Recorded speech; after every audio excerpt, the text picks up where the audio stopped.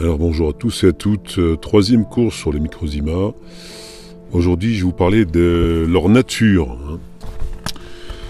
Après ses premières découvertes dans l'eau sucrée dès 1857, Béchamp se met en quête de ces fameux microzymas.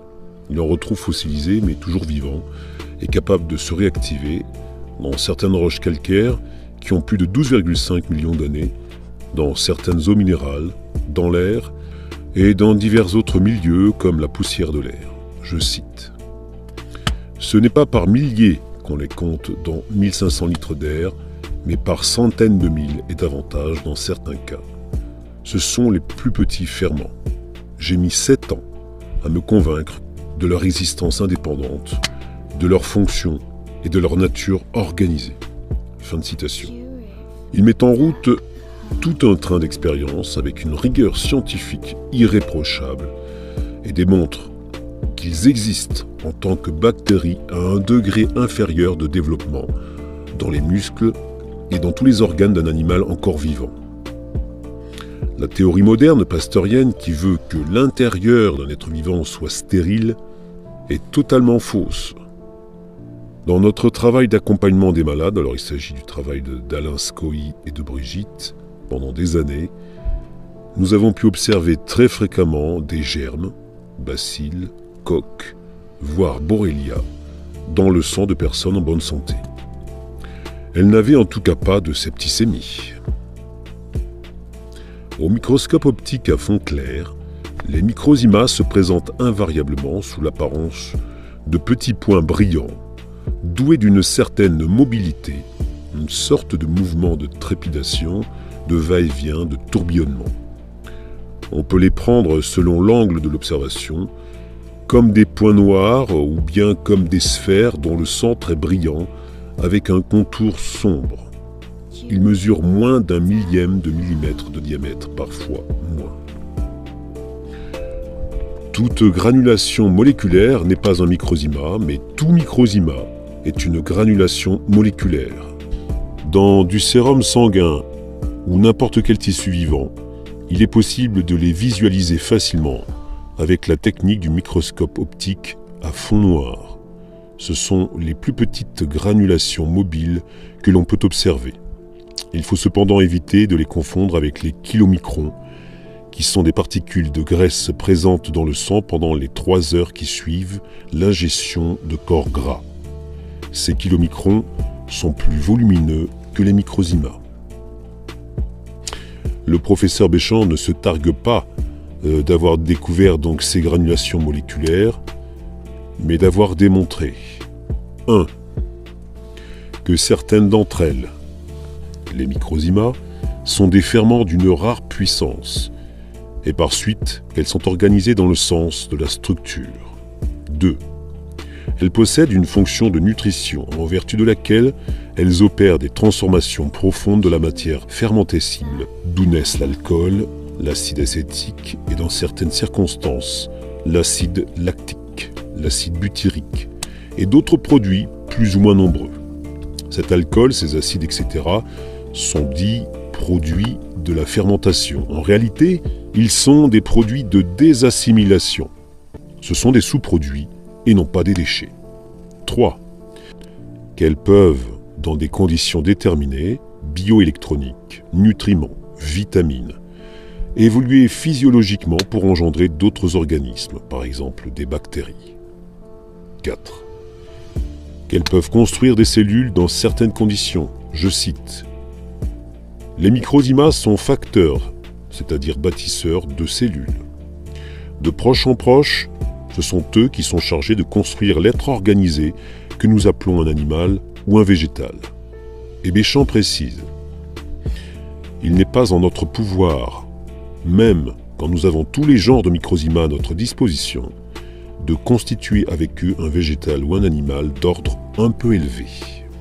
La composition du microzyma rappelle celle de tous les blastèmes et protoplasma, tissus vivants, ainsi que celle des cellules de levure et de la plupart des tissus vivants végétaux ou animaux, c'est-à-dire 80% d'eau environ, du carbone, de l'azote, de l'hydrogène, etc. Leurs fonctions varient dans les différents centres ou organes du même être. microzima, nanobes ou nanobactéries. Nous l'avons vu.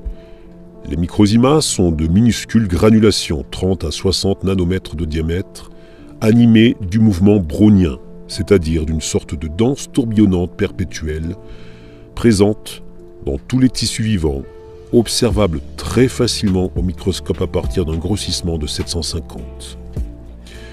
Les microscopes optiques modernes grossissent jusqu'à environ 1000 sans trop de problèmes, et la technique du fond noir, inconnue en France, permet de les visualiser très facilement sur le vivant. Elles sont connues depuis que le microscope existe. Pour être sûr de ne pas les voir et pouvoir faire l'impasse sur leur réalité, Pasteur, l'imposteur, recommandait à ses collaborateurs de ne jamais dépasser un grossissement de 400. Aujourd'hui, Béchamp n'est plus le seul à les avoir identifiés. Le seul souci est la méconnaissance de ces acquis qui oblige à tout reprendre chaque fois à zéro et parfois à s'égarer dans des directions hasardeuses. Voici les différentes dénominations qu'on a données donc à ces microcellules. Somatide pour Gaston Naissance, médichlorien dans la guerre des étoiles, endobionte pour Underline, nanobe ou nanobactérie pour les géologues modernes, myocoplasme pour Luc Montagnier, vous savez, le soi-disant découvreur du VIH. En réalité, il n'a jamais rien découvert. Exosome en 2020, lors de recherches autour du prétendu couillonavirus.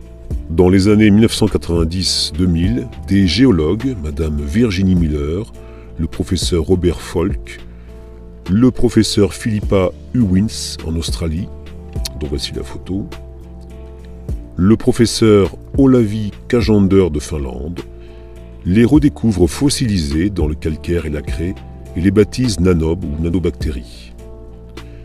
Voir le Science et Vie de janvier 2005. Ils retrouvent leur caractère quasi immortel. Attention, immortel ne signifie pas éternel. Constatent leur présence dans les lithiases rénales, biliaires ou dans les plaques d'athérome.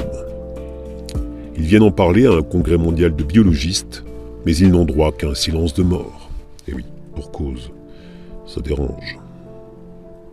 Avec la microscopie électronique, l'équipe de Philippa Ewins, en Australie, a pu confirmer que le microzima apparaît comme une microcellule mesurant entre 30 et 60 nanomètres de diamètre. Cette microcellule est limitée par une membrane. Elle réagit positivement au réactif ADN et surtout, elle contient un cristal de silicium. Cela devrait vous interroger par rapport au test PCR nanopharyngé. Nous pouvons raisonnablement penser que ce cristal de silicium est un lecteur d'informations, comme dans nos ordinateurs. Ces informations se trouvent d'une part dans l'eau du cytoplasme, à l'intérieur de la membrane qui le délimite, d'autre part dans les milieux aqueux dans lesquels baigne le microzima. C'est probablement dans le cytoplasme que se trouvent les informations les plus stables. Génétique héréditaire, identitaire en quelque sorte, tout ce qui caractérise l'individu dans lequel se trouve le microzima. C'est là que les réactifs ADN sont positifs, ce qui laisse supposer que le microzima a besoin de cette structure pour les transformations complexes qu'il produit lors de l'assimilation des aliments. C'est probablement là que sont fabriquées les hormones qui orchestrent la croissance de l'embryon, bien avant l'apparition du système nerveux, voire les travaux du docteur Jean Gauthier et de ses successeurs. Les informations présentes dans le milieu aqueux dans lequel baigne le microzima sont bien sûr beaucoup plus variables et labiles. Je vous rappelle, labile, ça signifie que l'on peut effacer. Constantes bioélectroniques, ondes électromagnétiques, médiateurs chimiques, neurotransmetteurs, hormones diverses, nutriments, médicaments et pesticides divers, et aussi sans doute des informations plus subtiles, psychiques, comme la souffrance des animaux et des végétaux martyrisés et objetisés que nous consommons. Nous n'insisterons jamais assez sur cette étonnante sensibilité de ce rouage essentiel de la vie qu'est le microzima.